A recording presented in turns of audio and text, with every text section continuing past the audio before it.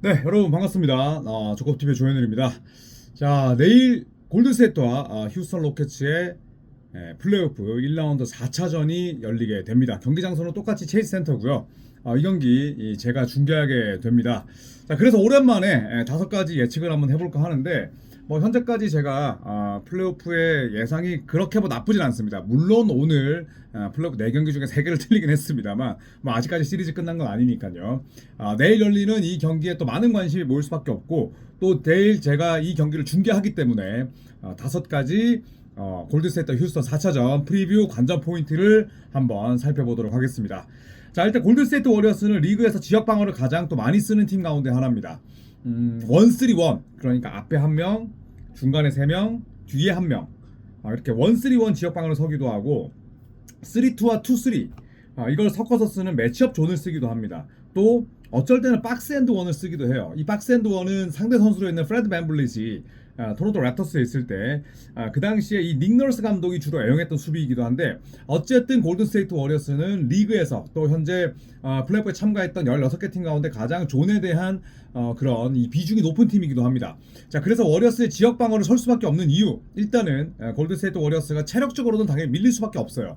본인들의 홈이지만 또 이번에는 하루 쉬고 나서고 퐁당퐁당 일정이기 때문에 저는 존을 많이 설 것이다, 일단 이렇게 예상을 해보겠고, 휴스턴 로켓츠의 3점은 강점이 아닌 약점에 가깝습니다.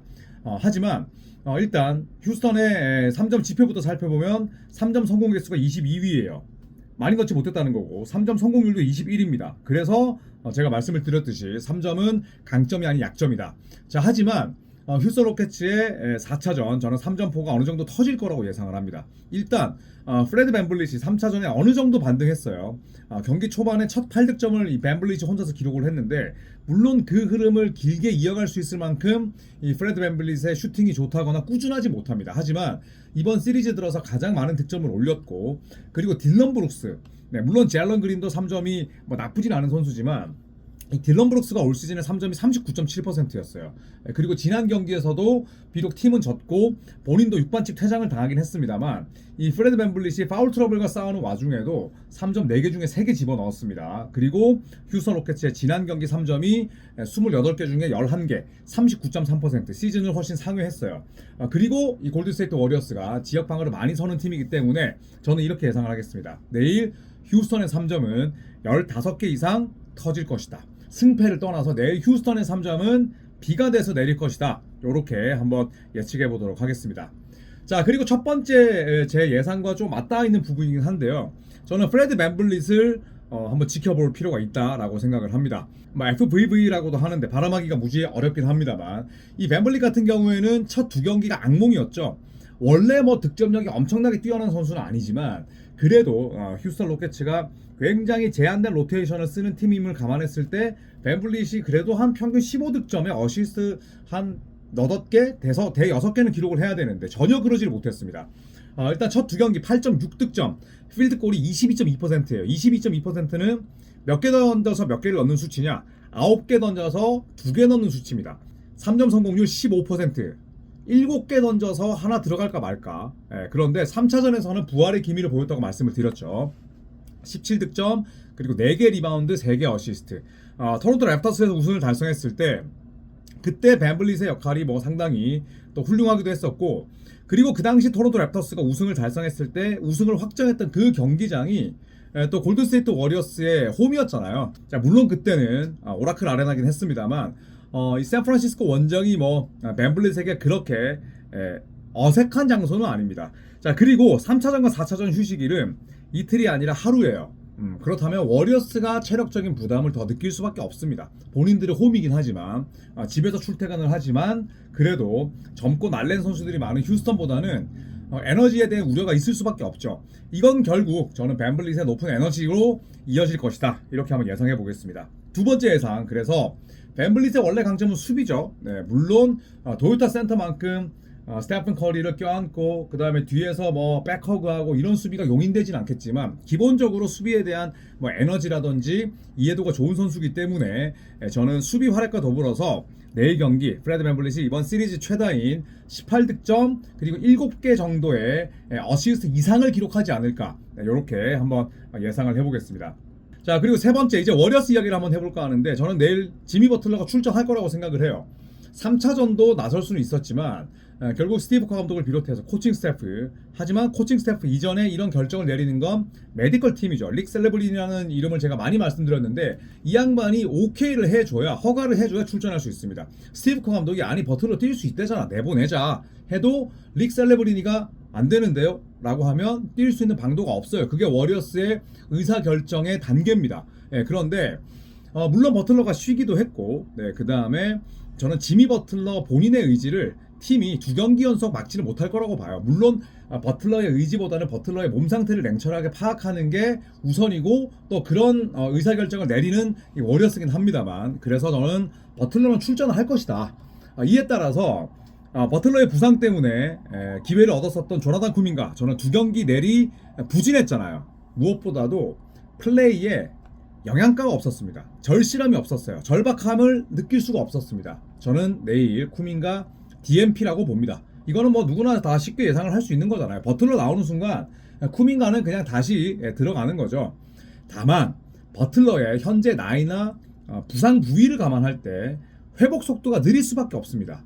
그렇기 때문에 시리즈 도중에 입은 부상을 금세 극복하고 그 시리즈가 끝나기 전에 돌아오는 게 참 쉽지 않아요. 그러니까 누가 봐도 버틀러는 조금 더 쉬어야 되는데 지금 상황이 상황이고 2대2가 되느냐 아니면 3대1이 되느냐의 그 기로에 놓였기 때문에 저는 버틀러가 불안전한 컨디션에도 불구하고 출전을 할 거라고 봅니다. 하지만 회복 속도 느릴 수밖에 없고 부상 부위 민감해요. 그런 측면에서 저는 버틀러의 출전 시간도 30분 이하로 저는 끊기지 않을까 생각을 하고요. 그리고 20득점과 5리바운드 이상 어렵다고 봅니다. 오히려 그냥 하프코트에서 볼 운반하고 하프라인까지 볼 운반하고 하프코트에서 볼 키핑하고 그리고 뭐 디펜더로서 뭐 또 리바운드로서 나서겠지만 적극적으로 림을 공략하고 대시하는 그런 플레이는 나오기 힘들다, 나올 수 없다, 이렇게 예상을 해보도록 하겠습니다. 자, 그리고 네 번째입니다. 지난 3차전의 씬스틸러가 누구였나요? GP2였죠. 스테픈 커리는 늘 제 몫을 해내는 선수고 GP2의 활약이 없었더라면 아마도 워리어스가 승리를 따내지는 못했을 겁니다. 물론 버디힐드의 활약도 훌륭했습니다만 클러치를 지배했던 건 GP2였죠. 3차전에서 벤치 득점을 이끌었고 벤치 득점뿐만 아니라 클러치 상황도 견인했습니다. 3차전 성적 16점 그리고 3점 3개 중에 2개, 야투 9개 중에 7개였고 출전 시간은 21분이었어요. 21분 동안 이 기록을 냈고 턴오버 제로였고요. 반칙 딱 2개였으니 엄청나게 영향가가 높은 활약이었습니다. 제가 지난 경기 리뷰에서도 말씀드렸듯이 커리에게 가는 더블팀에서 파생되는 첫 패스를 죄다 득점을 연결했어요. 제가 중계를 할 때도 계속 반복해서 드리는 말씀이지만 커리에게 더블팀 간다는 건 저희 아들도 압니다. 커리에게 더블팀을 갔을 때 커리에게서 파생되는 첫 번째 패스를 누가 받느냐가 가장 중요한데 그걸 GP2가 많이 해냈죠. 평소대로였다면 그렇게 더블팀을 대놓고 많이 가지도 못했을 거예요. 왜냐? 지미 버틀러가 있으니까. 그런데 만약에 더블팀을 갔다고 하더라도 첫 번째 커리로부터 파생되는 첫 번째 패스를 받는 선수는 지미 버틀러의 비중이 높았죠. 그런데 버틀러가 없었고요. 이번 경기에서는 버틀러가 저는 돌아온다는 가정을 하고 있으니 GP2의 역할이 좀 축소될 거라고 생각을 합니다. 왜냐? 버틀러와 GP2를 함께 내세우면 코트가 좁아질 수밖에 없고 거기다가 디그린 들어오면 더 좁아지니까 아무래도 저는 GP2의 비중이나 출전 시간이 지난 경기서보다는 줄어들지 않을까 생각을 합니다. 어쨌든 GP2는 다재다능한 선수예요. 롤맨 가능합니다. 다이버라고도 하죠. 림 쪽으로 그냥 이렇게 들어가는 거예요. 그리고 슈터 역할도 했죠. 지난 경기에서 3점 2방을 코너에서 터뜨렸습니다. 스테픈 커리가 그 얘기를 했었죠, 인터뷰에. GP2가 마지막에 코너에서 터뜨렸던 3점이 굉장히 중요했었다. 3점 3개 중에 2개를 집어넣었습니다. 그리고 공격 리바운더기도 하죠. GP2는 신장에 비해서 리바운드를 잘 잡는 선수고 마치 페이튼 프리차드처럼 공격 리바운드에 대한 비중이 높은 단신 가드입니다. 가드라고 보긴 그렇습니다만 단신 선수라고 봐야겠죠. 자, 그리고 기본적으로 아버지의 피를 물려받아서 훌륭한 디펜더 수비수이기도 해요. 다방면에서 활약을 했는데 하지만 이메 우도카 감독은 리그에서 가장 다양한 수비 전술을 지는 인물입니다. 그러니까 만약에 지미 버틀러가 없다고 하더라도 GP2가 슬립으로 빠지거나 아니면은 스크린 걸고 몸 딱 뒤집어서 플립한 이후에 롤로 들어갔을 때 저는 휴스턴 로켓츠가 색다른 전술을 들고 나올 것이다. 방지턱을 설정하거나 아니면 GP2에게 아예 그냥 그런 움직임을 가지 못하게끔 디나이 수비를 하던지 완전히 GP2를 내버려 두는 그런 전술로 두 번 다시 나오지 않을 겁니다. 왜냐? 철저하게 처절하게 당했기 때문에. 그렇기 때문에 저는 이메 우도카 감독의 다양한 수비 전술, 게임 플랜, 조정 능력을 믿겠습니다. 그러면서 GP2의 다이브, 림 쪽으로 그냥 이렇게 파고 들어가서 올려놓는 득점, 양손으로 마무리했잖아요. 혹은 스팟업, 3점 라인으로 빠져서 볼이 있는 반대쪽 혹은 볼이 있는 거리에서 조금 먼 쪽에 기다리고 있는 그런 상황들을 저는 봉쇄할 거다. 휴스턴 로켓츠가 GP2에 대한 수비를 커리나 버틀러만큼은 아니지만 굉장히 신경 쓰면서 커리에게서 파생되는 공격의 퀄리티 자체를 완전히 낮출 것이다. 그렇게 생각을 합니다. 고로 저의 네 번째 예상, GP2의 기록은 6득점 이하, 그리고 4쿼터 클러치에는 만약에 클러치를 간다고 봤을 때 나오기 힘들지 않을까 생각을 합니다. 버틀러의 존재도 있지만 한 4쿼터 초반까지 만약에 GP2가 잡아먹힌다면 클러치 상황에서 슛이 없다기보다는 슈팅 능력이 떨어지는 와이드 오픈이 아니면 3점을 잘 쏘지 못하는 GP2를 중용하기가 쉽지 않거든요. 그렇기 때문에 결론을 말씀드리자면 6득점 이하의 뭐 초점을 맞추기보다는 GP2가 지난 3차전에 비해만 위력이 거의 뭐 반감 오브 반감 될 것이다. 네, 이렇게 내다 보겠습니다. 자, 그래서 뭐 네 번째 예상까지 보신 분들은 유추하셨겠지만 저는 4차전 승자 휴스턴 로켓츠라고 봅니다. 휴스턴 로켓츠의 뭐 선수들 역량도 뛰어나죠. 하지만 저는 이메 우도카 감독이 굉장히 조정에 능한 인물이라고 생각을 해요. 지난 3차전에서는 내가 2차전 때 이야기했던 부분들이 유출됐잖아요. 야, 파울 안 부니까 더 해. 쟤네들 지금 절대 파울 안 불거든. 더 세게 하고 부딪혀. 이게 유출되면서 3차전은 본인도 사실 굉장히 마음이 복잡했을 거예요. 하지만 원정에서 열리는 두 번째 경기라면 이메 우도카 감독의 뭐 게임 플레이라든지 아니면 굉장히 그 강성의 기질들이 가장 발휘되는 경기라고 생각을 합니다. 자, 이 휴스턴 로켓츠는 리그에서 굉장히 이번 정규 시즌 연패가 없었던 팀이에요. 물론 아예 없었냐? 그렇지는 않습니다. 6연패 한 번, 3연패 두 번이 최다였어요. 대단하죠. 저는 개인적으로 상당히 좀 인상적인 지표라고 생각을 합니다. 자, 1월 31일부터 2월 9일까지 6연패, 제법 긴 연패였어요. 그런데 이때는 프레드 밴블릿이 부상으로 빠져 있었습니다. 밴블릿이 빠지니까 백업 포인트 가드가 없잖아요. 에런 할러데이는 뭐 플레이메이커라 보기 힘들고 리드 셰퍼드는 뭐 기회조차 제대로 못 잡았습니다. 그래서 6연패 늪에 빠졌었고 3월 2일에서 3월 5일까지 다시 3연패 늪에 빠져요. 이때도 공교롭게도 프레드 밴블릿이 또 다친 상황입니다.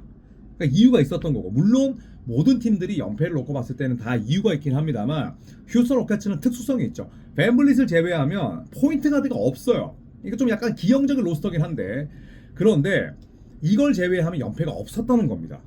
물론 4월 10일부터 14일까지 정규 시즌 마지막 3경기를 다 지긴 했지만 이때 휴스턴 로켓츠는 주전 100% 출전시키지 않았어요. 마지막 덴버전도 베스트 5를 내보냈지만 출전 시간 죄다 잘랐죠. 그래서 마지막 3연패는 사실 우리가 휴스턴 연패를 논할 때 딱히 생각할 필요는 없습니다. 고로 3연패와 6연패가 한 번 있었는데 나머지는 최다 연패가 전부 다 2연패였어요. 3연패와 6연패가 있었는데 이것도 굳이 쉴드를 치자면 이 프레드 밴블릿이라는 아주 훌륭한 디펜더이자 플레이메이커의 부재가 컸다. 이걸 제외하면 연패가 거의 없었습니다. 3연패 이상이. 이 말인 즉슨 감독이 그만큼 내가 수정된 게임 플랜을 잘 적용시켰고 젊은 선수들이 마치 스펀지를 빨아들이듯이 엄청나게 잘 수용을 했다는 거죠. 감독의 작전을 수행하는 능력이 좋다는 겁니다. 자, 그렇기 때문에 저는 동일 시리즈에서 2연패 다시 한번 없을 것이다. 1차전을 내주고 2차전을 잡았듯이 3차전을 내주고 4차전을 다시 잡는 그림이 나오지 않을까, 이렇게 생각을 합니다.